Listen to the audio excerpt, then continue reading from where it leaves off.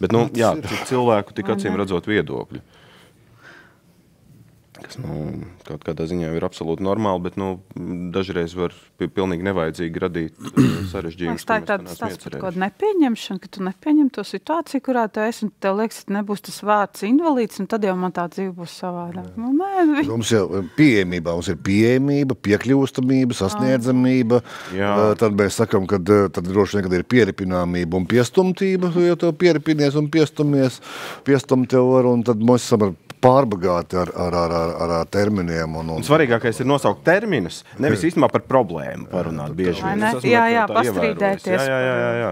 Ko katrs sūdzēs tagad tiesā, ne tādu vārdu. Mums ir cīņa par individuāliem plāniem. Tiem bērniem, kuriem ir 5 un 5-6 programmas, ka viņiem ir rakstīts plānu nosaukumā ar speciālām vajadzībām. Un jūs varat, ka nav speciālas vajadzības, tikai atbalsts ir kaut kāda situācija un atbalstu mazināt kaut kādā momentā, ka nedrīkst būt tas nosaukums. Bet ministrija mainīs, jā. Bet izglītības sistēmā jau ir tās speciālās vajadzības. Jā, bet tur pēc kāds ir tās speciālās vajadzības? Vairs nav īpašās, tagad ir speciālās. Tas nav ar invaliditātes. Tas pats tikai... Ar īpašām var. It kā ar īpašām var redzēs, kā tur būs kā doma mainīt to individuālu plānu, to formu, un tad redzēs, kā tur tieši tā mamma tur iesaistās tagad, un tā tad skraida un saka, ka iesladzēšu tiesāju, tu tā teikt.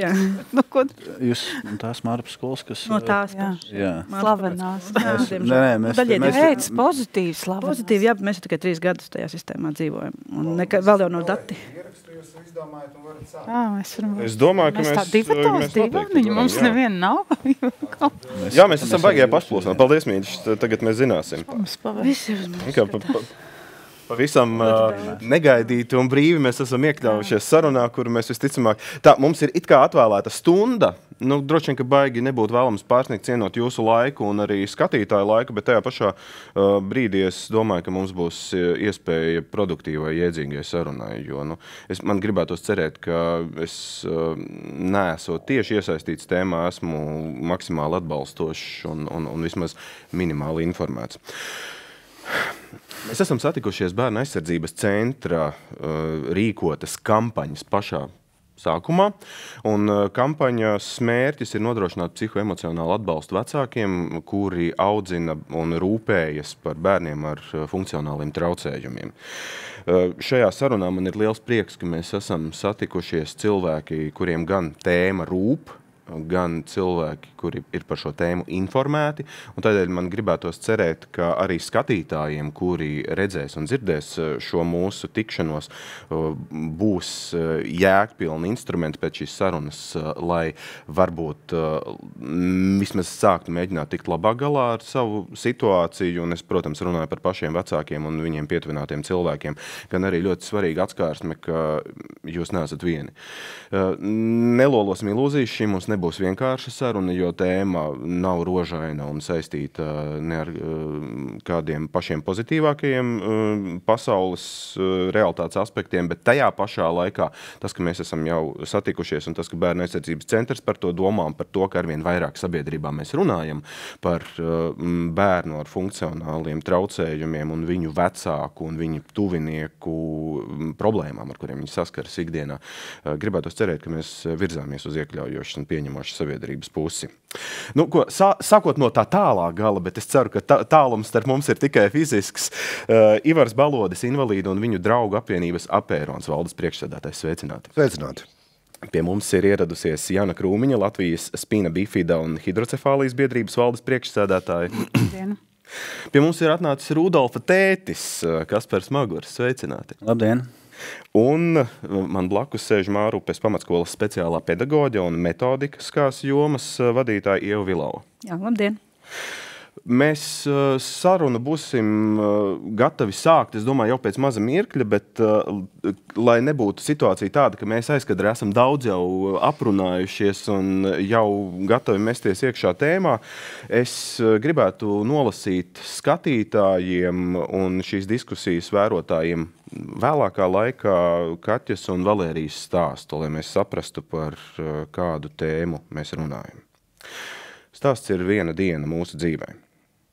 Modinu 9 no rīta. Viņa pati nepamostas, nākas modināt. Pamostoties ir dusmīga, ļoti dusmīga. Dusmojas, jo nesaprot, kāpēc tas vispār vajadzīgs. Kliedz, lamājas, atsakās kaut ko darīt. Zobus netīra, pretojas. Atver muti un atkal kliedz. Pati neģērbjas. Neprot sasiet kurpju šņores. Neprot aizpogāt pogas.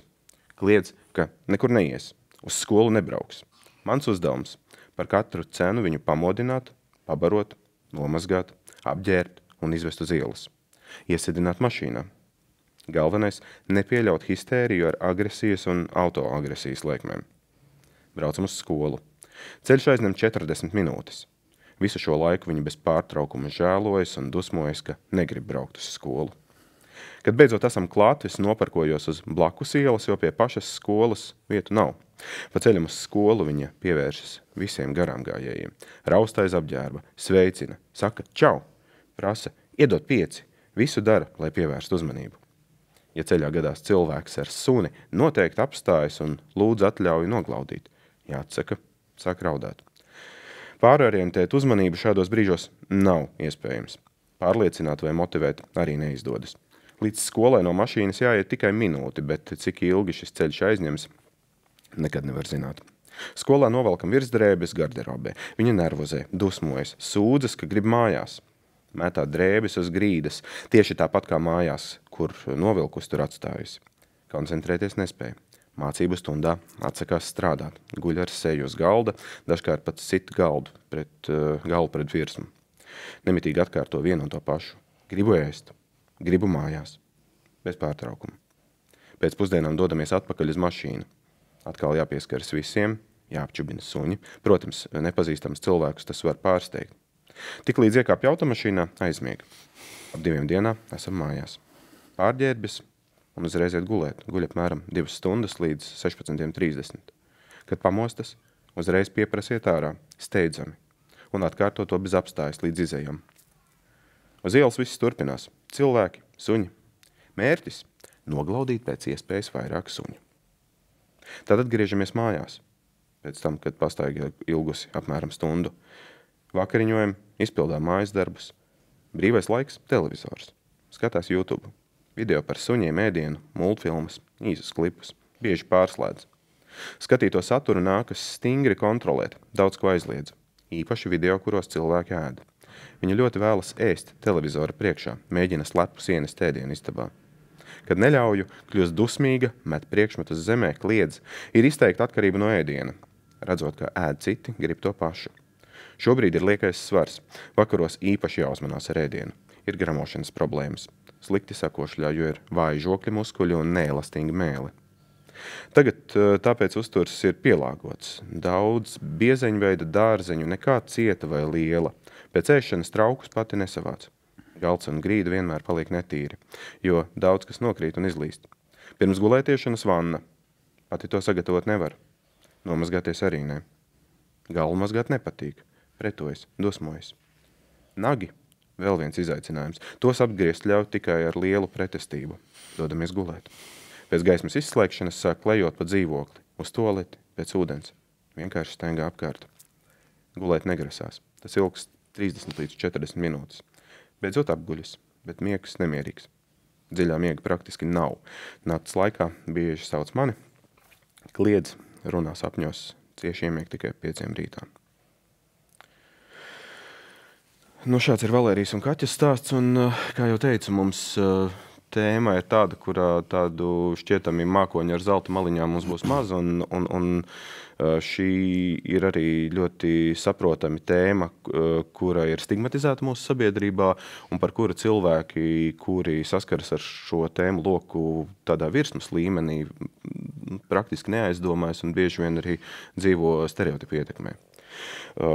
Es domāju, ka katram, kurš dzirdēja un klausījās to stāstu, ko man bija tas uzdevums nolasīt, lai mēs saprastu kontekstu, droši vien, ka nojaut arī to, ka vecākiem, kur ģimenēs aug bērni ar funkcionāliem traucējumiem, ir ļoti daudz izaicinājumu un ļoti nevienkārši ikdiena, lai nerunātu tādās grūts un vēl grūtākas kategorijās. Sakiet, lūdzu, pēc tā stāsta, es ticu, ka katram no jums, un arī man tas rezonēja citādi, bet varbūt precizējot un arī papildinot šo iztēles, bet īstenībā jau realitātes ainu. Kādi ir tie izaicinājumi, ar kuriem ikdienā vecākiem ir jāsaskaras visvairāk? Tās ir praktiskās dzīves grūtības, tā ir psihoemocionālā situācija, mikroklimats ģimenē, darba vidē. Es labprāt gribētu droši vien sākt ar vecākiem. Varbūt, Jāni, jūs varētu mūsu sarunā pārtraukt man ielgušo monologu. Mans stāsts varbūt ir savādāks, jo manai meitai ir 16 gadi, mācās vispār izglītojušās skolas 9. klasē, un tādā mentālā veselībā viņa neatšķirās no maniem pārējiem bērniem, bet man ikdiena ir daudz grūtāka tieši tajos izaicinājumos, kas ir apkārt, izejot no mājas ārā. Tā ir vides pieejamība, tā ir izglītība, tā ir iespēja viņai kaut kur darboties ārpus skolas, tā ir asistentu problēma.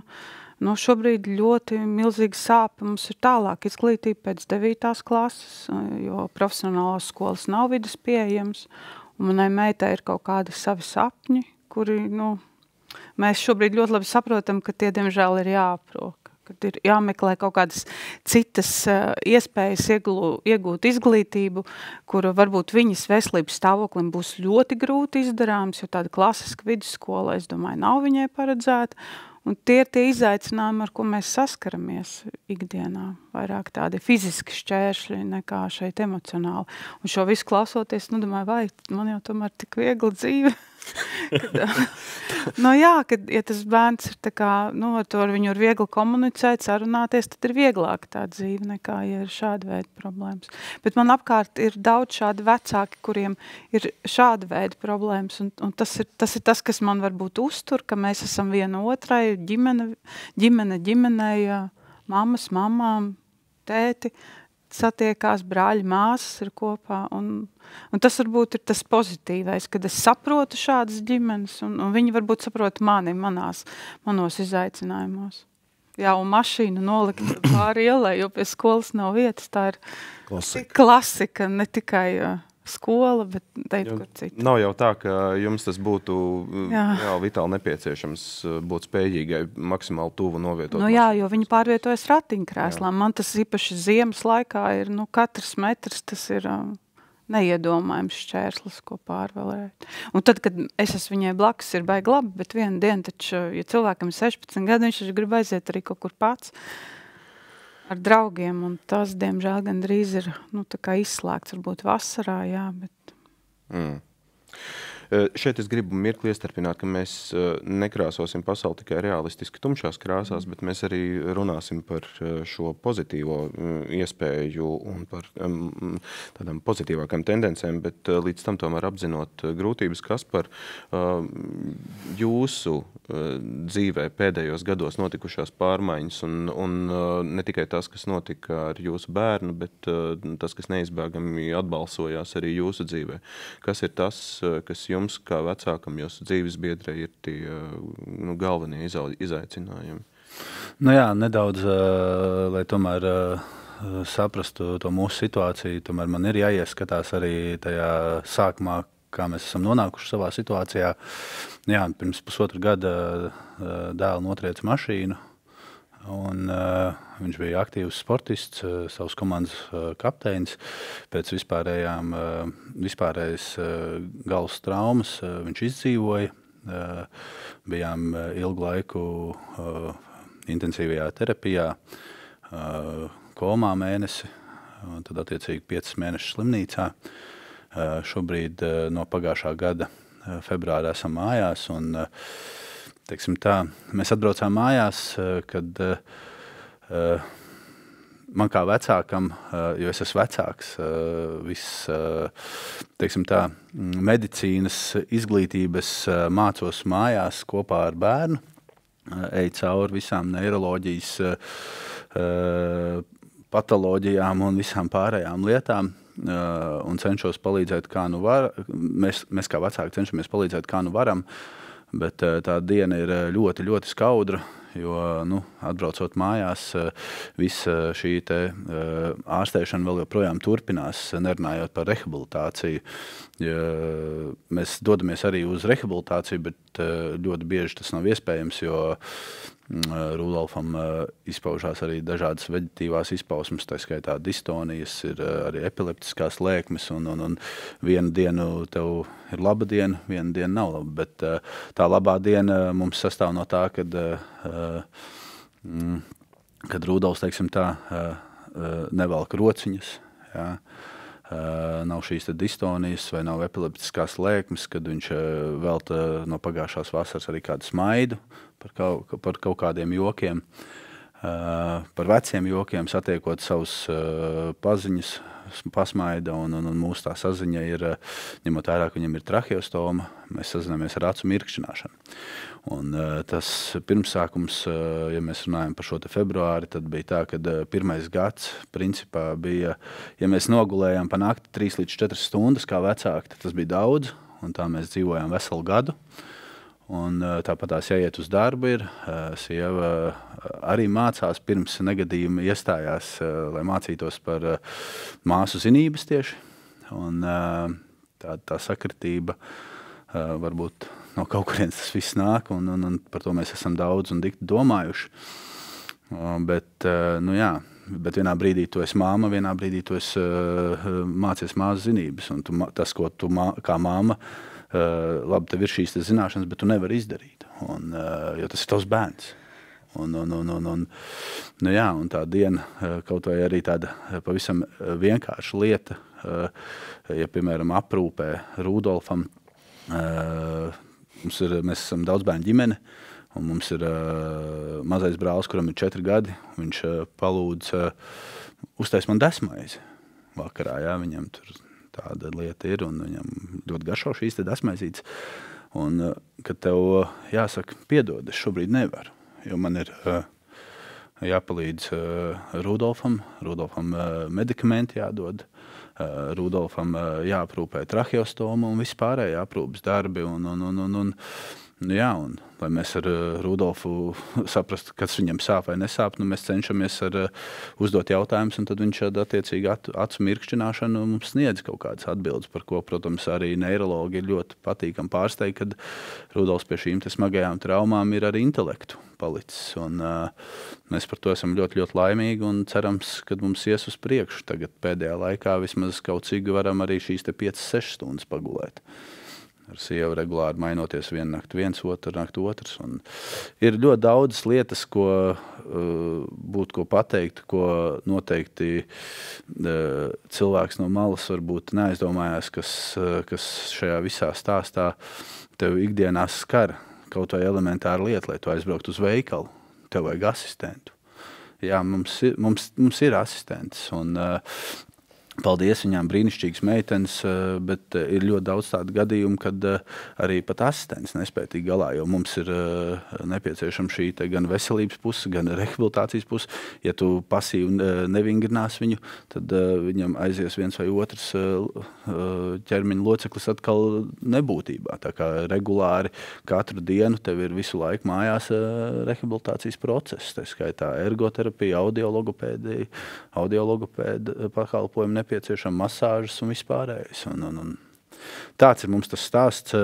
Protams, būtu vēl daudz ko stāstīt, bet es domāju, to mēs varam šīs sarunas gaitā vēl. Jā, jums taisnība. Paldies, Kaspar, ka padalījāties savā pieredzē. Ieva, pastāstiet jūs savu skatu. Nu jā, es esmu tā kā no citas skatu punkta visā, un es šajā gadījumā varētu to pozitīvo pastāstīt, jo es esmu ikdienā ar pamatdarbs man ir tieši ar bērniem ar smagiem garīgās attīstības traucējumiem un citiem funkcionāliem traucējumiem. Un mūsu tā ikdiena, iekļaujot skolas vidē šāda veida skolēnus, jau mums ir ļoti pozitīva. Tas ir prieks un tas ir nenormāli liels gandarījums. Mums ir ļoti pozitīva tā vide.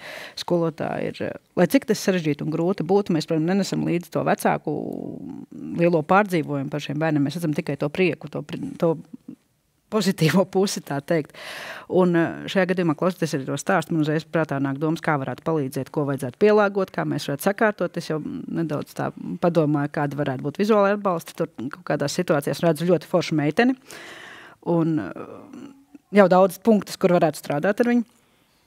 Un mums viens no mērķiem arī tāds, ka mēs klausamies tos vecāku stāstus ļoti daudz, un tādi smagāki stāsti, un varbūt kādi nedaudz vieglāki, un tad ir tādi, kas laika gaitā palika ar vien smagāki un smagāki un smagāki. Mums tā viena tā doma vienmēr ir klāt, nosakot mērķus un domājot par nākotni, tas ir domāt par nākotni, domāt par to ģimeni, domāt par tiem pārējiem bērniem, domāt par vecākiem, īpaši runājot par bērniem, kuriem būs visu mūžu tā aprūpe ģimenē nepieciešama, ka viņi vienmēr būs aprūpējami, un tad ir tas punkts, ko mēs varam izdarīt tagad ar to 3. klases, piemēram, puišeli, lai nākotnē, piemēram, šķirta ģimene, konkrētā gadījumā varētu mamma par viņu rūpēties mājās un nebūtu jāizmanto iestādes, kas pagaidām nav, tas tā kā alternatīva viņa neizskata, tad kādā veidā mēs viņu varam sakārtot tagad līdz tam, lai viņš varētu dzīvot mierīgu dzīvi arī pieaugušā vecumā. Un tā kā, tas viens, ko mēs ņemam vērā skolas vidē, tā kā jā. Un šeit arī saka, ja klausoties tos stāstus, likās, ka man jau likās vienmēr, ka viss ir iespējams. Tikai kādu vajag, kas to dara, un kas grib darīt, un kam interesē to izdarīt. Tā kā.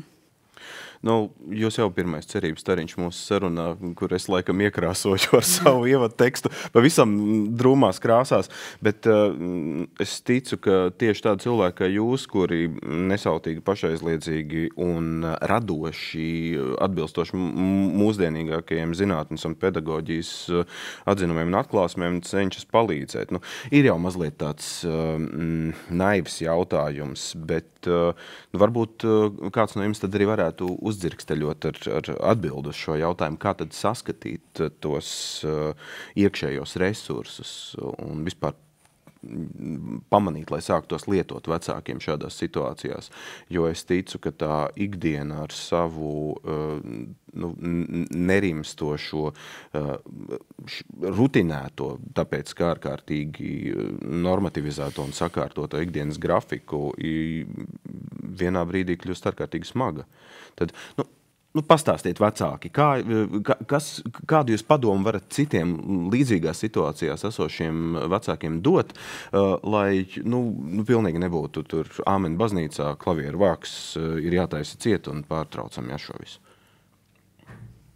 Manā gadījumā un man apkārt vecāku gadījums, tas ir tā būšana kopā. Tās ir tādas gan neformālas, gan arī tādas formālas, jau kaut kur pie kaut kādiem fondiem atbalsta grupas vecākiem.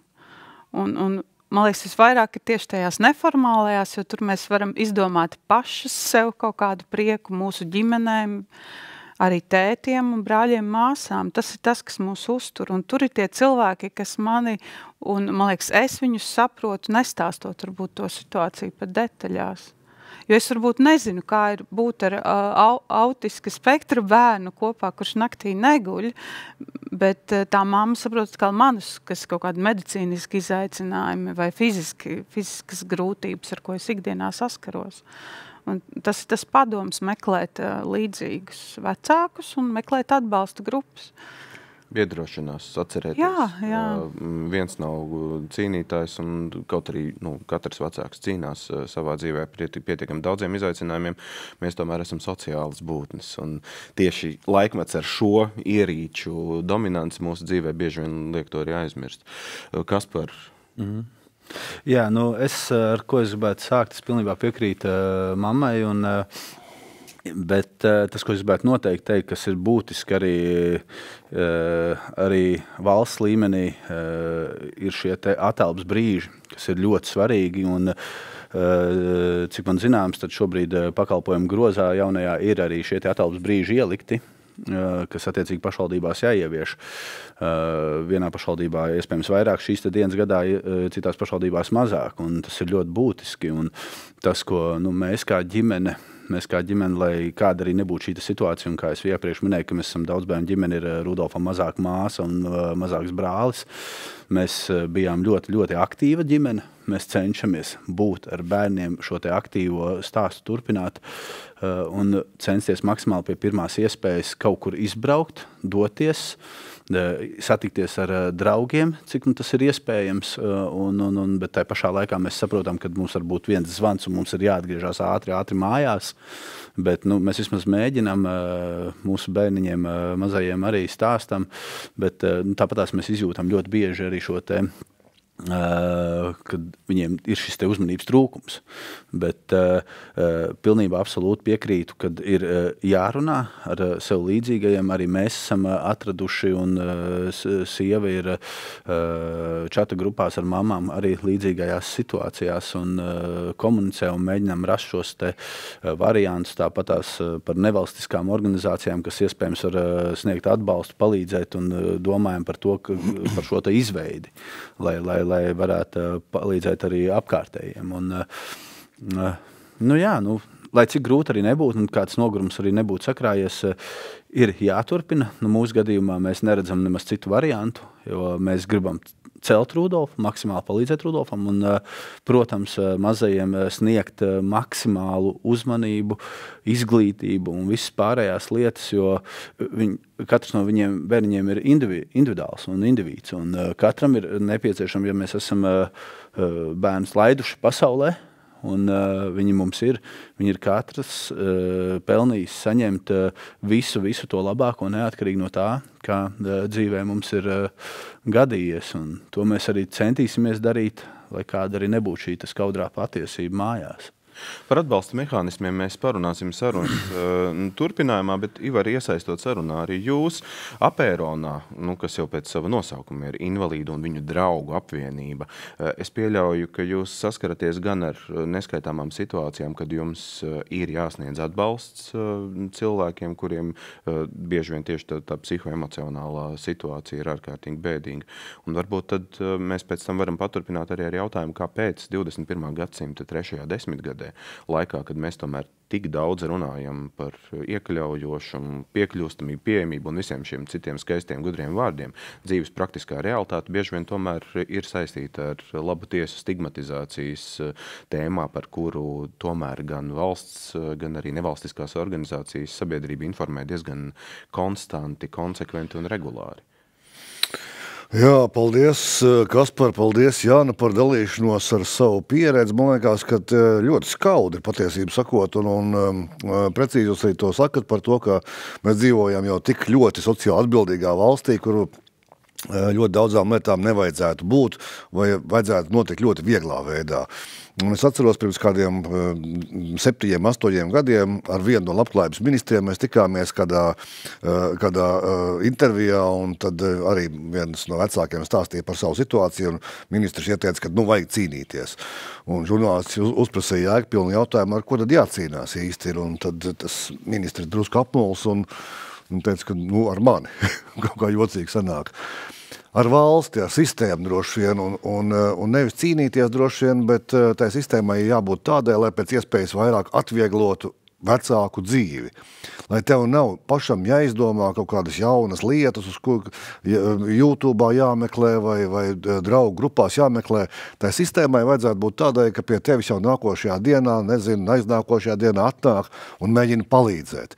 Mēģina atbalstīt tavās lietās, kas saistīts ar medicīnisku aprūpi, ikdienas soli atvieglot, lai vecākiem būtu vieglāk strādāt, atgriezties darba tirgu, lai bērns atrastu pēc iespējas labāk skolu, kurā mācīties nevis no tādu viedokļu, kur tu vari nokļūt, bet kas bērnam interesē.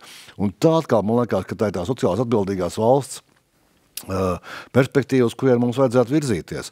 Jā, es arī Valēriju pazīstu un Kaķu un viņas situāciju. Man liekas, ka viņiem ir arī pozitīvi dzīves brīži, protams, un es domāju, ka katram, Kaspar, arī tev ir forši brīži, kad tu redzi smaidu bērnu sejā un var tikai panalizēt par to, kāpēc tas tā ir un kas traucē tam visam būt ikdienā pēc iespējas vairāk. Un man liekas, ka tā ir tā paļaušanās uz sistēmu tiešām, kur tie pakalpojumi pakāpeniski tiek nodrošināti, un kad tu kā vecāks, to mēs esam runājuši arī Apēronā ar ģimenēm, kuras ir mūsu tādā paspārnē varbūt tās, kad tu vari paļauties uz to, un ka tu ilgtermiņā redzi, kad jā, mans bērns ies skolā, pabeigs 4., 5., 6., 9., 12. klasi, viņš tālāk virzīsies tālāk kaut kur, viņam būs vieta tajā sistēmā, kur viņš būs nodarbinātībā, ka es palikšu vecs kā vecāks un vairāk nevarēšu parūpēties par tevi, bet es zinu, ka man būs iespēja redzēt, ka tu izaudz kaut kur, ka tev ir iespējas pašam dzīvot patstāvīgi un neatkarīgi. Un, ja tās perspektīvas nav, tad tas, ko skolā iemāca, vai tas, ko mēs naktis neguļot esam iemācījuši bērnam, tad tam jau nav nozīmes vairāk. Un tai sistēmai jābūt, ka mēs virzamies, kaut kur attīstamies. Un pie tā mēs apēronā ļoti, ļoti piestrādājam un mēģinam mudināt arī atbildīgās valsts amatpersonas, politiskās personas arī par to domāt, par to sistēmu kā tādu. Par pakāpenisku nepārtrauktību, kur tam bērnam, cilvēkam ir vieta visā viņa mūža garumā. Bet tad jau sanāk, ka šīs stigmatizācijas cēlonis nebūtu jāmeklē katrā individā un sabiedrības apakšā, bet tieši tajā informētības un sistemātiskās cilvēku ar funkcionāliem traucējumiem, kā neatņemumu sabiedrības locekļu un līdztiesīgu sabiedrības locekļu statusu akcentēšana ziņā. Tātad tā ir valsts politikas tēma un jautājums, par ko ir jādomā konsekventi un ne kampaņveidīgi. Jā, es domāju, ka tas ir atkal tā ļoti precīzs jautājums, jo tā ir valsts politikas. Nevis labklājības ministrijas, nevis izglītības ministrijas atsevišķi departamentu, kur kādreiz kaut ko taisīs, bet tā ir valsts politika, kas mēģina, ekonomikas ministrija domā par to, kā pieejam vidi izveidot un uztaisīt pašvaldību, viedās administrācijas, reģionālās attīstības ministrija domā par to, kādā veidā, kaut kas būs nodrošināts, lai pašvaldību līmenī būtu, lai sabiedriskais transports būtu izmantojams, jēgpilni izmantojams un uz skolu aizbraucams, tad ir satiksmes ministrija, ir labklājības, izglītības ministrija, veselības ministrija. Visai sistēmai ir jābūt tādai, ka mēs izprotam šo lietu un droši vien, kad ir, tādai virsuzdevumam jābūt tādām, kur mēs to invaliditāti redzam. Un tāpēc man liekas, ka ļoti laba šī kampaņa, ko mēs šodien uzsākam ar Bērnu aizsardzības centru, kur ir jābūt tai atslēgas organizācijai, kas mēģina šo jautājumu aktualizēt. Un tām kampaņām ir jābūt tādām, kur mēs nevis vācam naudu par to stigmatizāciju runājot. Es neatceros nevienu tādu kampaņu īsti, kur mēs runātu par to, ka ko bērni forši mācās, dara kaut ko, iespējas ir kaut kādas, un skolas ir foršas, un darba vietas ir pielāgots. Bet mēs runājam tās kampaņas, ko mēs tagad atceramies vairāk sabiedrībā, ir tādas, ka pirms Ziemassvētkiem, Lieldienām mēs vācam naudu, jo bērniem ir grūti, cilvēki nevar nopirkt sev ratiņkrēslu, vēl kaut kādā veidā jau stigmatizējot, ja tās ir ļoti labas kampaņas, bet ja tās ir vienīgās, mēs jau stigmatizējam uz to un nosēžās kaut kādas tādi stereotipi par to, ka tiešām šī mērķa grupa ir tāda, kur noziedojam un viss ir kārtībā. Man kā sabiedrības veselajam un sportiskajam liekas, ka to es esmu savu visu kā tiet izdarījis.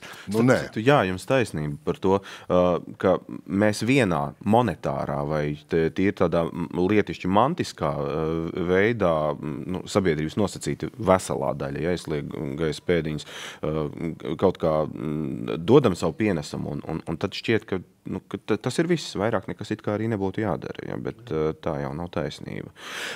Kaspar? Jā, man nedaudz papildinot īstenībā no pieredzes šobrīd. Rudolfs mums ir palietīvajā aprūpē.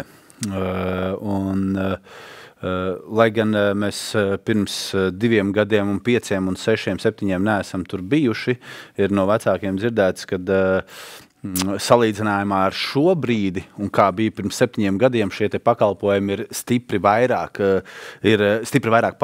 pakalpojumi, ir finansējums lielāks, ir, tā sistēma iet uz priekšu un ir augošā līknē, bet šobrīd šajā te gada griezumā, kamēr mēs esam šajā palietīvā aprūpē, vēl joprojām mēs redzam ļoti daudz caurumus, robus, kas ir tieši attiecībā uz ģimeni nepieciešams no palietīvās aprūpes puses, jo, kad ja tev ir konsultācija mūsu gadījumā, kad mums ir tieši vēl joprojām Rudolfs tādā stadijā, kad ir tev gan medikamenti jāsalāgo un visas pārējās lietas, un ja tev ir konsultācija, tev atbrauks kaut kādos brīžos, bet tu pats ārstē kā vecāks mājās savu bērnu pa lielam, ja? Kurš ir guļošs, ar ko tu neesi nekad savā dzīvē vispār saskāries ar kaut kādām tādām lietām. Tad ir ļoti daudz robi tieši attiecībā uz atbalstu ģimenēm. Tieši, ja tu esi palietīvā aprūpē, ja? Kad tā pieeja, jo vienam mediķim ir, es balstos tikai un vienīgi uz medicīnas zinātni kā tādu, uz teoriju, un viss ir slikti, jo tev ir smaga galvas trauma, viss ir slikti, nekas nebūs labi.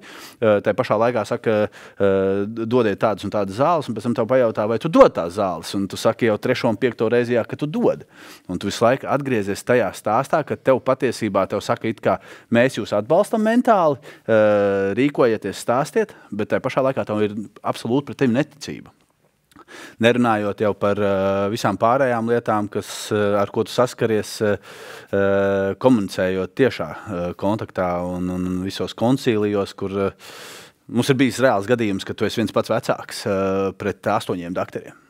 Un tu reāli stāsti savu stāstu un raudi. Tu sāc raudāt. Mammai bija situācija, ja?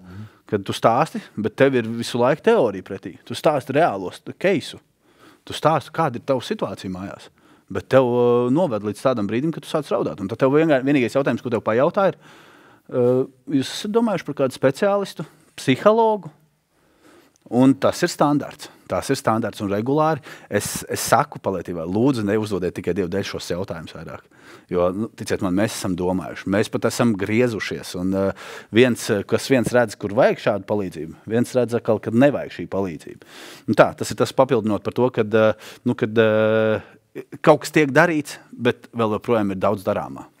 Te arī par sabiedrību runājot, katrā tēmā, kurā cilvēks no malas ienākot, sāk iegūt zinām informācijas apjomu, viņam uzreiz rodas tāds kārdinājums, dot padomus, izteikt savu viedokli, kas ir vairāk vai mazāk, būsim godīgi neinformēts, salīdzinot ar cilvēkiem, kur ar konkrētu tēmu saskaras dienā, stundā, gadiem. Un tāpēc bieži vien pat tādi labi mērķēti un atbalstoši gājieni var tikt pārprasti, gluži vienkārši tās neveiklās formas dēļ. Jāna, varbūt es varu pārvirzīt no tā, kāpēc mums tā stigmatizācija turpinās, jo mēs mazliet esam tomēr to arī ieskicējuši un arī varbūt tik bēdīgi tā trajektorija mums neizskatās, ka varbūt varētu kādi apokalipses sludinātāji mums to stāstīt. Palūkosimies no pozitīvās puses. Kas jūsu un jūsu meitas dzīvē ir bijuši tie sildošie mirkļi no līdzcilvēkiem, piemēram, no jūsu meitas līdzaudžiem, skolas biedriem, kas ir atgriezuši varbūt dažbrīd jau tādu plēnējošu ticību tam, ka mēs esam viena suga, mēs viens par otru rūpējamies un esam empātiski. Jāsaka, tādus 9 gadus mēs dzīvojām tādā leiputrijā nedaudz, bet šobrīd esam ļoti smagā situācijā gan kā ģimene, gan ar to bērnu. Tās 9. klases beigas, tāpēc man tāda vajag pozitīvā noskaņa nav, jo pilnīgi nākotne ir neziņā tīta. Bet jā, visi šie gadi 9 skolā viņai ir bijuši tādi ļoti pozitīvi un tādi varbūt iemidzinoši, ja, kad es esmu izkarojis bērnam to vispār izglītošo skolu un viņa ir labi iekļāvusies. Un nav bijuši nekāda speciāla atbalsta pasākuma īpaši vajadzīgi. Viņi ir tā kā vilkusi līdz tiem vienaudžiem un skolā arī nav saskārusies ne ar kaut kādu apcelšanu, tik cik pusauģi viens otru apceļ. Jā, ir bijis gan tāds skolas atbalsts, gan bērnu, gan ģimeņu atbalsts, varbūt tāpēc, ka mācamies mazā Rīgas skolā, un tur visi viens otru zina. Un ir tāda iemidzinoša sajūta bijis, kas patiesībā nav vajag labi mūsu gadījumā bijis, jo man laikam vajadzēja ātrāk sākt spuroties un saprast, ka ar to 9. klasi arī viss beigsies. Jā, bet tas uzreiz rada tādu iespēju, ka jūs nedrīkstat iekšēju harmoniju un tādu psiholoģisku mieru saglabāt. Jums visu laiku ir jābūt ar savilktām dūrēm, jo kas? Nevar, tev visu laiku ir jābūt tādam cīnītājam, kā es saku, es gribu būt vienkārši mamma, bet man tas tiek liekts, jo tie šķēršļi ir ik uz soļu, un tūliņ atkal jau 18 gadu tuvojās, tā pārēja pieaugušo medicīnā, pieaugušo visu sociālajā aprūpē, un tās lietas, kas mani baida. Jā, tāpēc, prieks par to, ka viņa ir mācījusies kopā ar vienaudžiem, viņai bijusi iespēja, ar māsām bijusi brāli kopā vienā skolā, ka viņa nav bijusi izolēta. Prieks, ka viņa ir atradusi tādu sportisku nodarbošanos, ka viņa spēlē ratiņtenisu. Ir jau tie sīkie prieciņi, bet šis gads ir tāds, kas aizēno ļoti stipri to nākotni. Jo mēs kā ģimene nesaredzam viņas vietu Latvijā. Viens ir mēs kaut kādu izglītību viņai tūliņu vēl kaut ko dabūsim. Kas tālāk? Kas ir ar nodarbinātību? Kas ir ar tādu globālu vidas pieejamību? Nemaz nerunāsim par kaut kādām vietām, bet medicīnas iestādēm ne katra vieta ir pieejama. Un tie šķēršļi ir tik daudz mūsu dzīvē, un cik daudz viņi būs viņai augot. Es pat nevaru iedomāties. Es saprotu, ka ir vēl lietas, ar kurām es saskaršos, un man būs, arī tāda problēma mūsu dzīvē būs. Jau varbūt ņemot palīgā jūsu metodiķas pieredzi un tīri pedagoģiskā darba rūdījumu, kāds varbūt jūs būtu tāds acumirklīgs, tūlītais ieteikums vai varbūt tāds ilglaicīgas mentālās labjūtības saglabāšanas ieteikums Jānai, Kasparam un skatītājiem? Jā, mēs izglītībā mazāk saskaramies ar medicīnisko pusi, jo mēs kā iestādi mums nav daudz tādu skolēnu, kuriem tas medicīniskais atbalsts būtu vajadzīgs. Skola nevar nodrošināt. Bet šajā gadījumā, es ceru, ka mūsu tas darbs, ko mēs esam iesākuši, tagad pie mums arī bijuši ministrija ir izglītības un tā, ka arī tur ir daudz visādi robi likumdošanās, kur mums arī tiem bērniem arī tādi jautājumi, ko pēc 9. klases un tikko vienai meitenei 18 gadi palika. Un tur ir punkts, ka 9+3 gadi vēl, ja tur nokārto visus papīrus, bet kaut tie 3 gadi rodās, tur arī nav skaidrs, tā kā tur ir visādas lietas. Bet es ceru, šitajā gadījumā, man liekas, nav tāda, Latvijā nav tāda atbildes uz tiem jautājumiem.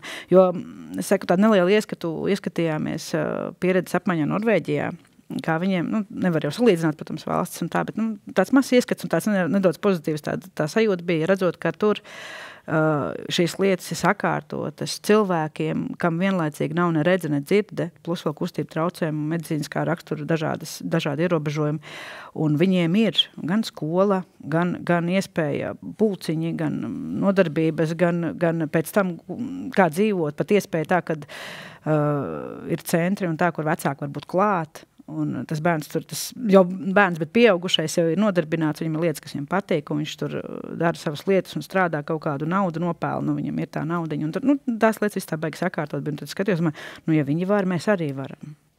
Bet vai tur naudu lušks tāds negodīgs? Jā, tur ir, es saku, tāpēc finansējums ir cita lieta, bet man jāsāk ar jau tiem mazajiem solīšiem no tādiem, un no sākuma jau laikam vajag tos cilvēkus, kas grib izdarīt. Manuprāt, man tālāk, es jau dzīvoju tajā rozā makoņu malniņš tajā gadījumā, jo es esmu ārpē un tur nedaudz savādāk tas viss ir.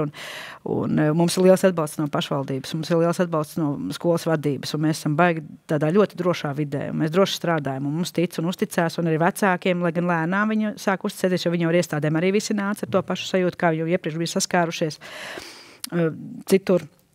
Tad viņi nāca arī tāda nedrošība un neuzticība un nelīdz galam uzreiz ļāvās tam visam, bet tagad, kad mēs 3 gadus tādā vienā sistēmā strādājam, liekas, ka nedaudz ir tā sajūta, ka jūra līdz ceļiem, ko mēs varam izdarīt. Bet nākotnē palīdz tādā mērķi.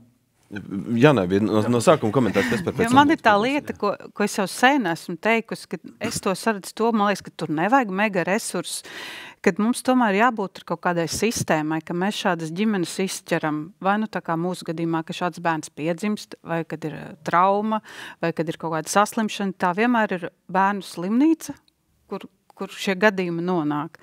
Kad ir jābūt, nezinu, tas var būt sociālais dienests, kur tālāk mediķi nodod šo ziņu sociālam dienestam, ka jābūt tādam gadījumu vadītājiem, kurators, kā tas ir Skandināvijā, kā Dienvidu zemēs to sauc pa kauču, bet kauču vairs kā vārds, nevis kā mēs to izprotam, kad ir tāds līdzgaitnieks no valsts, no pašvaldības, kurš tas šai ģimenei seko un kurš zina, ka mēs 9. klasē saskarsimies ar tām problēmām, kurām mēs saskarsimies, un mēs nedzīvojam 9 gadus tādā skaistā sapnī, vai mans bērns mācās parastā skolā, parastā klasē, viss ir tik skaisti. Kad ir kāds cilvēks, kuram es tagad varu zvanīt un teikt, palīdzi man, ko man darīt tālāk? Un nav tāda cilvēka, jo tad, kad es zvanu uz ministriju, tur saka, tā ir pašvaldības atbildība, pašvaldība saka, tā ir ministrijas, un es tiek tāda bumbiņa mētāta. Kad ļoti svarīgi būt tādam cilvēkam, kas mūs uzrauga. Un es nezinu, neesmu šīs jomas tik smags speciālists, kura būtu tieši tā nozara, kur atbildētu, kur Bet būtu svarīgi ir tas, ka jūs kā vecāks minat to savu jā, un es reālo sen dzīves par to pieredzi. esmu runājusi, ka, tas, nezinu, kur ir tā institūcija. Tur nevajag daudz naudas resursu. Nevajag. Tiešām cilvēks, kas pārzina likumdošanu, skolas, un tad tas kaut kā virzītu mūs tālāk. Mēs nedaudz to darām. Sanāk tā, ka mums jau daudz tās ģimenes un dažādi tie gadījumi. Un mums ir katram bērnam, vairāk manā tajā apvienotajā grupā, kur es strādāju, katram bērnam ir skolotāja palīgs. Tas ir piesaistīts tieši konkrētiem bērnam, un tad sanāk tā, ka mūsu skolotāji palīgi dzīvot ļoti tuvu ar to bērnu kopā, nedaudz dara, izpilda to lomu, kā tu atbalstu ģimenei, jo nereti ir tās ģimenes, kas nezinu par visām iespējām. Un tad ir tā, ka pie manis vēršās parasti un saka, meklējam, ko daram, kur viņš vēl, un tad meklējam, kur mēs varam atrast un nododam informāciju ģimenei. Tā, protams, tas nav tā oficiāli, tas nav nekādā veidā nekur atzīmēts, nekāda finansējuma tam neiet, vienkārši cilvēks grib, tas pats skolotāja palīdz grib, lai tam bērnam ir labāk, un viņš pats skatās, ka tas saņem to un to, varbūt šim arī kaut ko var. Un tam ir tām ģimenēm tāda sadarbība, un man liekas, ka arī atkal tas pats jautājums, kādam ir jāgrib to izdarīt. Jā, un tajā pašā laikā jūsu atbildē jau ieskicējas arī tā problēma, ka nav oficiāli noteikts, nav nekur dokumentēts. Tā ir personīga iniciatīva vai arī kādas institūcijas iniciatīva kaut ko iesākt, un rezultāts, protams, ir ar zināmām tādām tīkla acīm, kurām izkrīt cauri laboties cilvēku. Kas par jums bija komentārs? Jā, patiesībā paldies Mārups vidusskolai, un Mārups vidusskola ir kā pamatskola. Jā, Mārups pamatskola ir kā lielisks piemērs. Mēs ar ģimeni dzīvojam Ķekavas novadā, un, diemžēl, tur šādas skolas nav. Un, lai gan šis ir, teiksim tā, kaimiņu novads, tev tāpatās, jebkurā gadījumā ir šīs 20-25 minūtes ceļā jāpavada, ja ne vairāk, jo mēs dzīvojam Ķekavas novada pašā sākumā. Tie, kas dzīvo tālāk, tiem ir jau vēl tālāk jābrauc. Un, tas, ko es gribētu teikt, kad labi, Pierīgā tad ir iespēja aizbraukt, jā, ir Mārupi, bet lielākā problēma Latvijā, ko es esmu dzirdējis, ir tas, kad pašos austrumos Latgalē, nav jau šīs skolas, mums visiem ir nepieciešams būt pret visiem vienlīdzīgiem. Un tas, ko es, piemēram, redzētu, kad tas būtu kā pamats, kad novadā ir vismaz vienai šādai skoliņai jābūt ar vienu klasi vai 2, 3, jebkurā gadījumā tam būtu jābūt. Mūsu gadījumā, kāpēc lai nevarētu būt, piemēram, Ķekavas novadā? Tā kā jūs teicāt, tas ir kāda cita cilvēka iniciatīva, kas to ir uzņēmies un dara. Tāpēc super, kad Mārupas pašvaldībā kaut ko tādu veicina un dara. Un Ķekavas novadā es to redzu, kāpēc lai tur nebūtu arī viens no bagātākajiem novadiem, ja mēs tā runājam, ja, kas, kur ir problēma. Ja. Kaspar, jūs ļoti labi ieskicējāt, un jautājumu es tālāk virzīšu jums, Ivar, par to, ka mēs jau skatāmies, ka ir sistēmiskie izaicinājumi, ir iniciatīvas, kuras varbūt vēl ir savā iedīglī un kuras jau ir sāktas. Jūsu informētais skats par to, kas ir tas jēgpilnākais, kas ir izdarīts un kur mēs vēl krietni iepaliekam. Jā, droši vien krietni iepaliekam tādos labos pedagogos, kas ir ieinteresēti un kas grib kaut ko darīt. Un jā, pasties, cik jocīgi, kad šeit sēž pedagogs, kurš meklē uzreiz iespējas, ko varētu darīt, nevis meklē ierobežojumus, jā, bet līdz Mārupei tālu ir jābrauc, mums sabiedriskā transporta nav, mēs skolu nevaram nodrošināt kaut ko, pilnīgi cita pieeja. Un tā ir tā attieksme, kādā veidā mēs nodrošinām, un ne tikai izglītības pakalpojumus, bet daudzas pakalpojumus. Un ja mums būtu šī sabiedrības izglītība, varbūt tās, vai sabiedrība būtu pietiekoši informēta par to, vai pietiekoši atbildīga arī par šo invaliditātes dimensiju kā tādu, es domāju, ka ļoti daudz kas mainītos. Un ja skola būtu atbildīga, piemēram, Jānas gadījumā, lai meita varētu mācīties skolā, un tur tikai vienīgā lieta, kas tur nav, tas nav lifts, tad pašvaldība, jā, tev tiešām meita grib mācīties, nākošais nodokļu maksātājs grib iegūt izglītību, mums ir jādara viss, lai to izdarītu. Tad tā būtu cita lieta, bet šajā gadījumā mēs saduramies arī Jānas gadījumā ar ļoti daudzām lietām, kad nē, bet šeit to nevar, šeit ir tas un šeit ir tas, un tik daudz kaut kādi nē, ka vienkārši tas ir briesmīgi. Mums Apeironā ir tāda viena sadarbības partnere Īrijā, tāda organizācija, kas saucās No Limits, No Limits, un Joanne O'Riordan viņu sauc, un tā ir meitene, kur daudz tādu cilvēku nav, kura piedzimst, viņiem nav rokas, nav kājas. Un viņai visā pasaulē šī kustība ir attīstījusies, un viņa bija atbraukusi uz Latviju, arī viņai prasīja tādus jautājumus, kur, kā tad jūs uz skolu iet, un vai tiešām tas ir iespējams, un viņa saka, jā, es nezinu, kā tas tika nokārtots, pašvaldībā mēs izteicām vēlēšanos kā ģimene, ka es gribu mācīties tuvākajā skolā, un tur nākošā 1. septembrī es sāku mācīties. Tur nav tādas cīņas par to, kur tev jācīnās, kur tev jābūt apgrūtinātam, un tev jānodarbina sevi. Tev ir tik daudz ko darīt. Tas, ko Kaspars stāstīja, man liekas, ka tev ir jāiemācās savu dzīve pilnīgi no nulles. Tev pilnīgi savādāk jādzīvo ir. Tev ir jāiemācās gulēt savādāk, tev ir jāiemācās komunicēt ar bērnu savādāk, tev ir jāiemācās pieņemt to situāciju, jo tu esi nonācis nenormālā krīzē.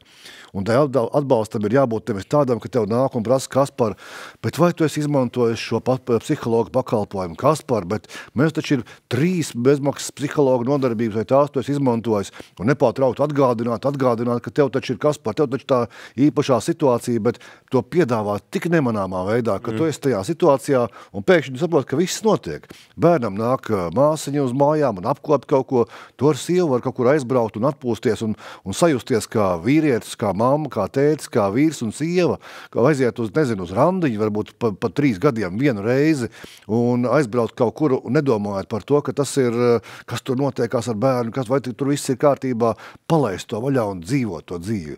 Dzīvot, tā ir tā labbūtība, man liekas, un ļaut dzīvot pašiem vecākiem un pats galvenais nodrošināt tam bērnam pašu labāko. Un tā ir tā sistēmas atbildība, kur mums vajadzētu noņemt to slogu no vecāku pleciem, lai mēs visi varam jēgpilni dzīvot, smieties, raudāt, lasīt, draudzēties. Tas ir tik daudz. Un man ir liels prieks, ka Apeironā mēs esam arī uzsākuši tādu vairākas labas iniciatīvas, kur mums ir projekti ar Zviedriem kopā. Mēs mēģinām attīstīt to, ka jauniešam ar smagu un ļoti smagu invaliditāti arī būs iespēja padraudzēties ar sabiedrības tipiskajiem bērniem vai netipiskajiem, tā mēs arī reizēm mēdzam teikt. Un mēģināsim apmācīt tipiskos par to, kas ir invaliditāte, kā tur rīkoties vienā vai otrā gadījumā. Un Zviedri nāk ar tādu milzīgu pieredzi tieši, kā tas tiek organizēts vietās, kur varbūt nenotiek tā pašorganizācija kā tāda.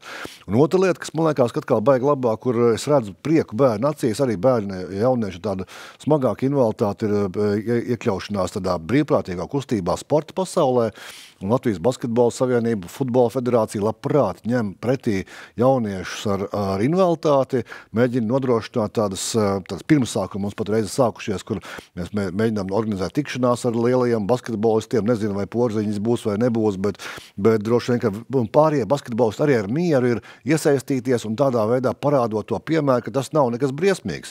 Jā, tur ir, kā teica, savādāk es ēdu, savādāk domāju, savādāk lēnām kustos varbūt tās, bet pasaulē tā ir normāla lieta, kur lielie Lionels Messi vai Ronaldo un vēl kaut kas, viņiem ir pienākums būt kopā un ar bērniem, kurš varbūt tikai ar mazo pirkstiņu drusciņu vai bumbu pakustināt, ir stundu tev jāpavada kopā, jo tā ir tā tava attieksme, kā tu parādi to, ka sabiedrība ir visdažādākie cilvēki.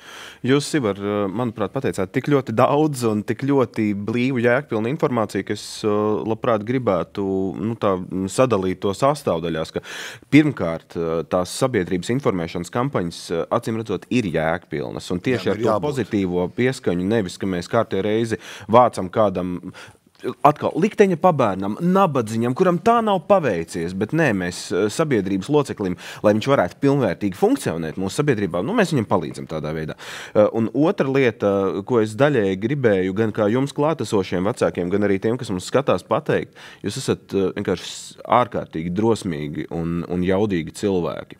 Tāpēc, ka dzīvojot postpadomju sabiedrībā, kur šī tēma, tur taču nebija cilvēku ar funkcionāliem traucējumiem, tur nebija invalīdi, jo viņi vienkārši bija nogrūsti prom no acīm visiem, sēdēja savās istabās un bija šis tās, ja es neredzu problēmu, tad problēma neeksistē. Un es spēju tikai nojaust miglaini un spekulēt, ka vienā brīdī arī jums kā vecākiem var piezakties kaut kāda vainas apziņa. Tikai un vienkārši tāpēc, ka mans bērns nav tāds pats kā visi citi, ka pret to neizturas kaut kā, it kā jūs pie tā būtu pie kaut kā vainīgi vai bērni pie kaut kā būtu vainīgi. Kaut arī situācija, kā Ivars tikko ieskicēja, ir jāuzlūko pavisam no citas puses. Katrs cilvēks, neatkarīgi no tā, vai viņš ir izcils, neizcils, tur garš, īss, ar vai bez tādu vai citu ekstremitāti, viņš ir pirmkārt un galvenais cilvēks. Viņš ir sabiedrības loceklis, kurš ir pelnījis līdztiesīgu attieksmi pret sevi un arī vecāki. Sakiet, lūdzu, ja mēs tieši arī domājam par tiem atbalsta mehānismiem, kuri ir šobrīd pieejami, par iniciatīvām, kuras mums ir jāīsteno. Mēs bišķi parunājam arī par izaicinājumiem, bet tiem no vecākiem, kuri skatās, varbūt jūs varat ar savu dzīves pieredzi vēl tā iedot kādu impulsu, kurp vērsties, kur jums ir bijusi laba pieredze ar atbalstošu instrumentu iekļaušanos ikdienā, Jana? Piedodiet, man arī sirds bija pilna, es nevarēju nepateikt to savu monologu, kaut arī, protams, ka mana runāšana stipri mazāk jēgpilna par jūsu. Es nezinu, ko teikt. Man liekas, ka tad, ja tie bērni izaugs sabiedrībā starp parastiem bērniem, kā manai meitai bija iespēja iet bērnu dārzā skolā, tad tie klases biedri, skolas biedri, tie būs tie, kas mainīs sabiedrību, jo viņi būs viņu redzējuši, to, ka viņa nav lipīga, kad ar viņu var draudzēties, ar viņu var smieties, darīt blēņas kopā, un tikai tā sabiedrība var mainīties, bet tādu atbalstu, nezinu. Es nevaru neko pozitīvu. Citu, jā, šī ir tā viena lieta, par ko minējāt, teiksim tā, lai tu sabiedrībā iekļautos ar pārējiem un lai tev pieņemtu mūsu sabiedrības locekļi. Mūsu gadījumā ir tā, ka draugi, radi, ir ar ko mēs tiekamies, ir kas atbrauc ciemos, bet ir arī daļa, kas vienkārši nebrauc ciemos, jo nevar pieņemt vai ir grūti skatīties uz esošo situāciju. Un tas ir tas, kas mums pietrūkst un gribās, lai arī būtu tajā sabiedrībā. Bet tas, ko es noteikti varu pateikt paldies milzīgu sabiedrības daļai par atbalstu, jo mēs iesaistījāmies kampaņā un Rudolfam finansiāli atbalstīja, jo tie izdevumi, kas ir mēneša izdevumi un gada izdevumi, ir milzīgi. Ja, un tā kā par to paldies. Un vēl viena tāda lieta, ko es noteikti gribēju pieminēt, ko pieminēja jau Ivars,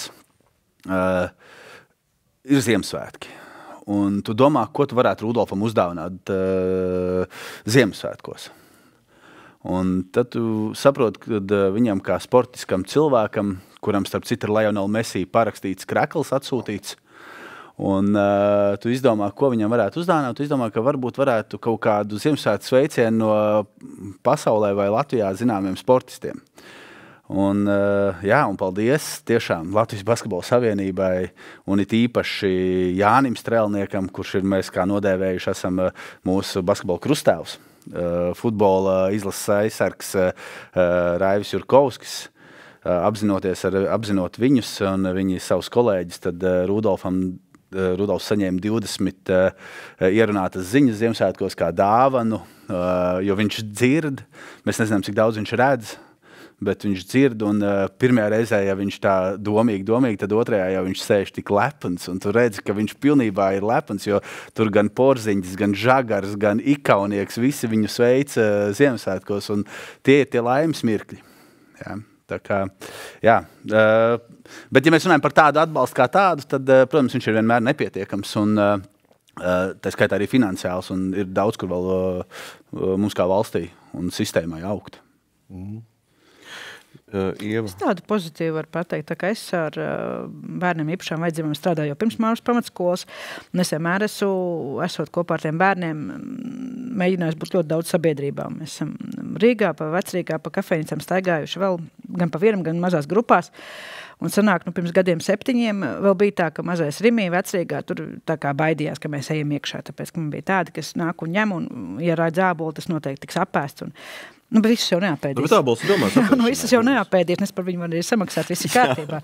Bet viņi bija tā, tad tagad, nu, pat mēs braucām ar visu mūsu grupu, gan ar ratiņkrēsliem meitenes, gan tādi, kas mūk prom, gan tādi, kuriem ir apkārtējās vidas kairinātāji ļoti izregulē viņus, un mēs braucām ar sabiedrisko transportu uz Zooloģisko dārzu. Bija plānoti, tur mums gan sagaidīja pēc tam busiņš vēst apakaļ, bet speciāli ar vilcienu līdz Rīgai, no Rīgas tālāk ar tramvaju uz Zooloģisko dārzu, un nenormāli labs pasākums. Mēs ejam, un mums ratiņkrēsla no Rīgā tikt lejā no perona. Jā, mums nesa vīrieši un lejā, un mēs gājām, un pēc tam pārējo, jā, viens autiskais zēns aplaudēja, pēc tam viņš bija sapriecājies par to visu, kā tas viss notiek, viņš pēc tam aplaudēja lejā, un viss tāds ļoti, ļoti pozitīvs sāns pasākums, tā sabiedrība nevairījās no mums, kaut kā bija tas moments, bija daudz izaicinājumu, protams, arī tur tik tramvajā pēc tam iekšā un tā tālāk, un paiet galā ar McDonaldam bija grūti, jo smaržas un vispārējais un citas stāvēja nekur negāja, bet viss bija forši. Jā, bet tur bija forši, saka, tur ir tādas lietas, ka es redzēju labāk to visu, es ejot tur cauri, varbūt tāpēc, ka man nav tā vecāku skatos, to es neesmu ikdienā visu laiku, 24/7 kopā ar tiem bērniem, es redzu to pozitīvo daļu arī tajā visā, ka mēs ļoti forši aizbraucām, piebļāvām Zooloģisko dārzu, bet arī dzīvniekiem viss bija kārtībā, tā kā. Nu, tad, tāds labs. Tad varbūt nav arī tik ļauni, kā mēs tādās, nu, varbūt aizspiedošana, jūs vārdā nerunāšu. Tā krāsoja, ka sabiedrība nesaprot, sabiedrība neiekļauj. Ja sabiedrībā ir tas pietuvinājums un individuālais cilvēciskais kontakts, nevis abstrakcija par tiem tur cilvēkiem ar funkcionāliem traucējumiem, tad ir laikam grūti nebūt cilvēcīgam, grūti dehumanizēt to, kas ir cilvēks. Skolas vidē arī mums saka, skola 1200 bērniem, mēs esam pietiekam liela lauku skola. 1200 bērni? Jā. Un no tiem 10% bērni, kuriem vajag kaut kādu īpašāku pieeja izglītības posmā. Un tad mums ir pietiekam lielas klases, paralēli klases, citos vecuma posmos ir 5-6. Un jāsaka godīgi pat tas, ka mūsu skolā tā iekļauša izglītība tādā līmenī, tas ir liels iegums vairāk pat tipiskiem bērniem, viņi aug empātiskāki.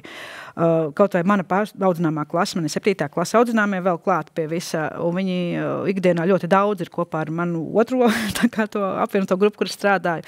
Un viņiem vairs neliekās nekas īpašs, ja tur blakus ir bērni ar īpašām vajadzībām, viņi nevairās, viņi pieņem viņus, viņi dzīvojās savā pusaudžu vecumā 14 gados, kas ir, viņiem viņi daudz un dažādi ir blakus, nevis 1 vai 2, un ikdienā viņi skolā viņus redz, tas vairs nav nekāds pārsteigums. Tas, ko man liekas, ka Jana arī teica, ka ja tu dzīvo blakus, ja tu mācies blakus, tad jau tas tev nav nekas tāds, wow, īpaši, tur neviens ar invaliditāti vai vēl kaut kas, bet man jāteic, ka teiksim, skatoties tādā vēsturiskā perspektīvā, un Apeironis ir dibināts pagājušā gadsimta 90. gadu vidū, tad nebija vispār nekāda atbalsta. Mums bija tikai tiešām tādi monetāri kaut kādi nelieli atbalsta veidi, ja tev ir invaliditāte, un pa bērniem ir invaliditāte, vispār nerunāja, vai sāk rasties pirmie dienas centri, kur nezināja, ko darīt un tā. Un tas progress ir bijis diezgan ievērojams. Un jāteic, ka ir jau labāk, ir foršāk, bet joprojām ir grūti. Un te man liekas, ka ir vajadzīga tā valsts atbalsta sistēma kā tāda. Un man ir prieks, vismaz no Apeirona puses skatoties, ka tas sabiedrības pieprasījums sāk veidoties ne tikai no vecāku puses, bet arī no sportistiem, no citiem cilvēkiem jau, kad jā, tas ir normāli, tam vajag būt, un tam ir jānotiek, un kāpēc šeit nav kaut kas, un ka par to pašu pieejamā vidi jau prasa vecāku gadu gājumu cilvēki, mums arī vajag to pieejamā vidu, velosipēdisti saka par to, ka arī tā pieejamā vidi ir jābūt vienam priekšnosacījumam, un pamazām tā sabiedrība iesaistās tajā universālā dizaina domāšanā, ka ikvienam cilvēkam ir sava vieta izglītībā, uz ielas, mājās, un kādai sistēmai ir jābūt tādai, kas ir atbalsta ikvienā brīdī to vecāku vai to cilvēku, kas ir nonācis kādā krīzes situācijā. Tā tam ir jābūt. Tad vienlaikus sistēmisks, vispār cilvēcisks, individuāli pielāgots un izceļot no vienas, apzinoties to, ka jā, tas ir varbūt īpašs bērns, zinām, funkcionāli ierobežojumu dēļ, viņš nav īpašs tādā negatīvā ziņā, ka viņam būtu atšķirīgas cilvēciskas iezīmes vai viņš būtu mazāk kaut ko pelnījis. Mēs visi esam cilvēki. Un šeit arī, tā kā mēs esam sparīgi čalojuši stundu un tāds ir apmēram bijis arī mūsu noteiktais saziņas laiks, tad ievirzot sarunu noslēgumā un atsparoties uz Jānas teikto par to pieredzi skolā un atbalstošo, man ienāca prātā Riharda Snikus gadījums. Viņa māsa stāstīja Riharda pieredzi, ka viņš mācoties klasē kopā ar bērniem, kuriem nebija funkcionāli traucējumi, bet vienlaikus skolotāju ļoti tā iejūtīgi un informatīvi instruēti šie bērni kā pašsaprotamu lietu uztvēra to, ka viņi palīdz Rihardam situācijās, kad viņš pats nav spējīgs sev palīdzēt. Viņi atbalsta viņu situācijās, kad ir nepieciešams tas biedra plecs un aizstāv situācijās, kad kāda ir mazāku izpratni apveltīti cilvēki, varbūt demonstrē neiejūtību. Tad tas man toreiz aizķērās prātā. Es domāju, ka mēs kā sabiedrība neesam zudusi ar visu to, kā mums stāsta, ka viss iet uz galu, un tā jau mēs tagad katrs tikai paliksim savā individuālajā iedomu pasaulē. Nē, bet tad varbūt es drīkstu katram no jums palūgt to jūsu novēlējumu, ierosinājumu vai varbūt vajadzību, ko jūs varētu verbalizēt, lai mūsu sabiedrība, lai mūsu valsts kļūtu atbalstošāk, iekļaujošāka un bērnus ar funkcionālajiem traucējumiem un arī viņu vecākus savā vidē tā organiski uzņemošāk. Ar ko sāksim? Sāksim ar to mūsu cerību stariņu šajā sarunā, kur jūs, man patīk, ja ir cilvēki, kur redz sierā tikai caurums, man šķiet, jūs esat cilvēks, kurš redz sieru. Mēs tādi esam vairāk, es neesmu vienīgais. Tas ir super. Esam vairāk. Es pat nezinu, es domāju, ko es tāda viena lieta jāpasaka, tad man, bet es saku, tas man skatu punktu, ar ko es saskaros ikdienā, un tad man liekas nebaidīties kaut kādā ziņā, nebaidīties nevienai pusē, ne otrai pusē, citreiz viens ir gribēšana, bet citreiz negribēšanas pamatā arī ir kaut kādas bailes no nezināšanas. Un tā, tad ir nebaidīties, jo vecāki arī, zinot, kādas saskars man ir bijuši šajā laikā, ir arī vecāku puses ir bijusi bailes, kaut arī iet arī sabiedrībā ir bijuši bailes, ir bijuši bailes, ka būs neērti, ka viņi būs nepatīkami, ka viņi būs apgrūtinājums, un tad sākās arī tā cīņa un vispārējais. Es domāju, par tām bailēm varbūt nevar teikt atteikties, tās ir sajūtas, bet, kaut kā mēģināt nebaidīties no kaut kādām lietām, jo es domāju, ka mēs neesam vienīgi. Es ceru, ka mēs neesam vienīgi, ka tādi ir daudz, kas ir gatavi darīt un tikai, varbūt jāpagaida nedaudz. Jāpadarbojas un jāpagaida. Jā.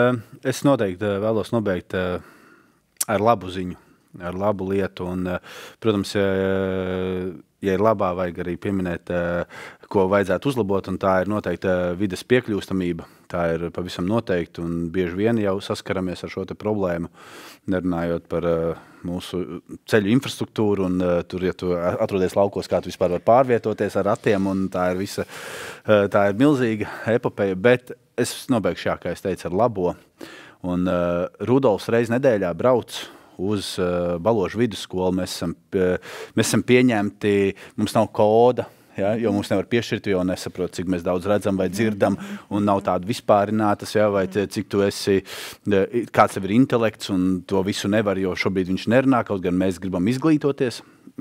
Tas tā iestarpinot. Bet tā labā lieta ir, mēs braucam reiz nedēļā uz Baložu vidusskolu, un paldies direktorei un paldies skolotājai, kas arī ir pēc izglītības sociālais pedagogs un Rudolfa klases biedriem. Tad attiecīgi reiz nedēļā aizbraucot, tur sagaida gan šī skolotāja sociālais pedagogs, kas ir uzņēmies tā kā Rudolfa, būtu šobrīd Rudolfa klases audzinātāja reiz nedēļā, gan tikai un stundiņu, bet klase, jo Rudolfs tā iet 3. klasē, viņam būtu jāiet 4. klasē, un klases biedri, tie, kas bija viņam klases biedri, tie raujās, kurš sešinieks aizies ar Rudolfu to stundu strādās kopā. Un skolotāji izdomā katru reizi savu scenāriju, un fantastiski, un mēs uzfotografējam, nofilmējam, un Rudolfs aizbraucot, tur vēl tā kā smaidus, un tas nāk no viņa ārā, un tāpēc nevar teikt, ka sabiedrība nav iekļaujoša. Patiesībā ir ļoti atvērta, un cilvēki ir līdzcietīgi. Manuprāt, vairāk šeit ir stāsts par cilvēkiem un par bailēm. Cilvēkos ir bailes, kā pie tevis pieiet, kā ar tevi runāt, ko tev teikt šajās situācijās. Tās vairāk es teiktu, ka ir bailes. Un tāpēc, jā, visu cieņu Baložu vidusskolai un paldies skolotājai un visu cieņu. Tas no mūsu puses.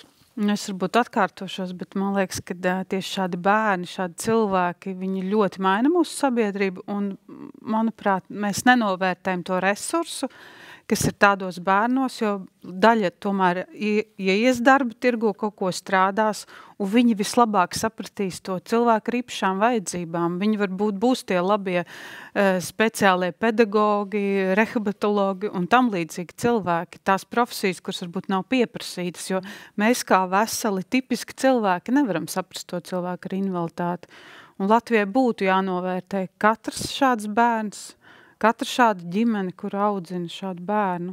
Jo mēs jau neesam no viņiem atteikušies. Mēs esam varbūt izgājuši vienkārši cauri tādām grūtībām, ka mēs varam sniegt arī atbalstu citām ģimenēm. Kad vajag novērtēt to katru cilvēku, kas mums ir Latvijā. Paldies, Jana.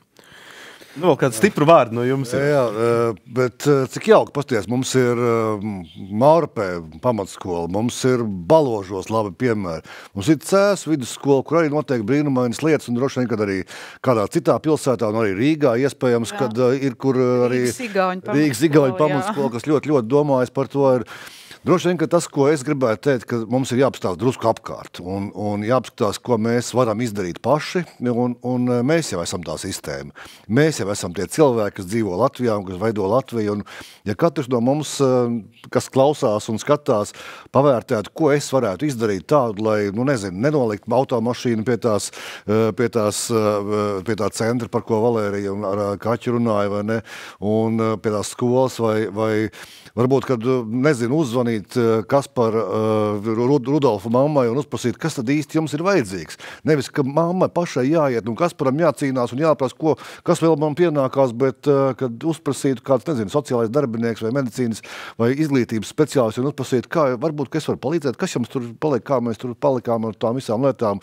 Ja kāds izglītības zinātnes ministrijas darbinieks uzprasītu Janai par to, kā tad īsti, kur tad tava meita grib mācīties un kas tur tikai lifts ir vajadzīgs, tikai un viss, labi, jā, nākošajā plānošanas periodā ieliekam iekšā un pēc 2 gadiem būs lifts un tu varēsi sākt mācīties. Tās lietas, ka nepalikt vienaldzīgiem par to situāciju, neaizvērt acis un uzdrīkstēties, būt drosmīgiem un pieņemt lēmumus tādus, lai ik viens cilvēks mūsu valstī justos labi. Nav to gadījumu tūkstošiem. Tie nav tūkstošiem gadiem. Mēs neesam tik bagāti, lai katru cilvēku aizmirstu vai nepievērstu uzmanību, tā kā esam drosmīgi, uzņemamies atbildību un veidojam foršu, labu valsti, kā mēs saucam pa Latviju. Paldies jums, Ivar. Un te sarunas noslēgumā tad es arī vēlos pievienoties jūsu teiktajiem un jo īpaši jūsējiem, Ivar, ka jebkurš palīdzības apjoms, jebkura izrādīta cilvēcība un atbalstošs, iekļaujošs, saprotošs žests ir novērtēta un nepaslīd nevienam no iesaistītiem cilvēkiem garām.